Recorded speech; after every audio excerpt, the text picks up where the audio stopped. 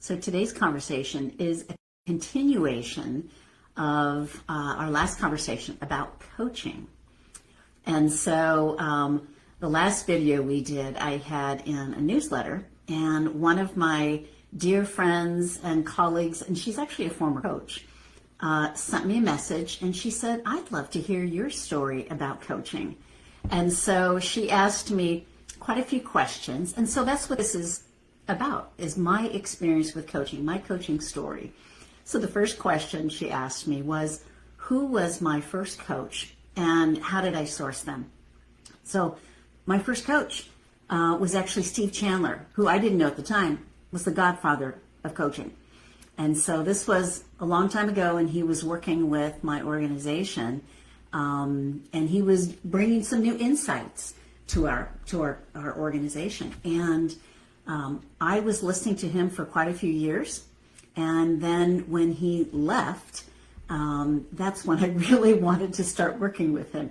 Best advice he ever gave me, and it was advice, but he had me it was an inquiry.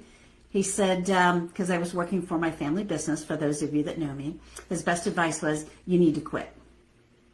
And that was tough. That was real tough to hear. And yet I sat with it, and actually that weekend after I heard that, I cried. I did not know how to leave my family business. Yet eventually, that is what I did. He was also the inspiration for me to attend the University of Santa Monica, which is where I have my graduate degree in spiritual psychology. And so, and really, that was the program that really opened me up to the experience of coaching, even though it wasn't necessarily certified, but it was being with people, learning to listen, some of the same competencies that an ICF coach has. So I was learning some of those. And so when I started my business, it was more training and workshops than it was coaching. But what I realized when I was working with some organizations when I first started my business was that here I am training people and teaching them new skills, but they all brought their personal crap to work, their old behaviors and patterns. And so it kind of brought me to a place where I think I really would like to work with individuals and work with teams in this fashion.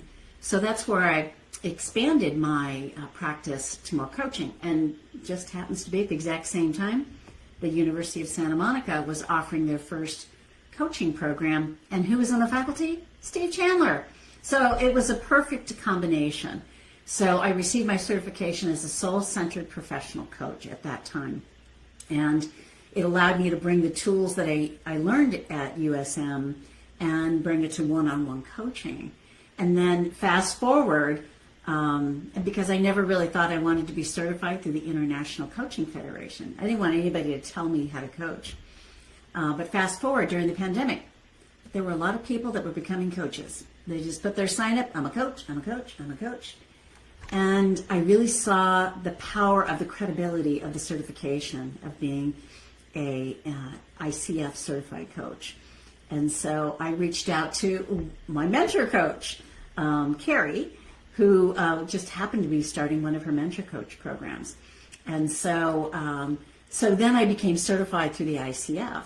And to this day, Carrie still, I reached out to her to be a personal coach a few years ago because it was a very challenging time for me. And so my own experience with coaching has just kind of grown. It evolves. And what I would say is that every good coach needs a coach because we can't see everything. We don't know everything. As I mentioned in my last video, I have a business strategy coach, a mindset and motivation coach, and Carrie is still my mentor coach. And also I have a personal training coach that helps me with strength training. And so that's kind of my story. And actually, my colleague that suggested I talk about this suggested I talk about what it is like to work with a coach. So just briefly, when someone reaches out to me and we both come to some agreements that we are going to work together, our first session is really kind of an exploration. So some of the questions I ask are really, what is it they want to create? Maybe what is their dream?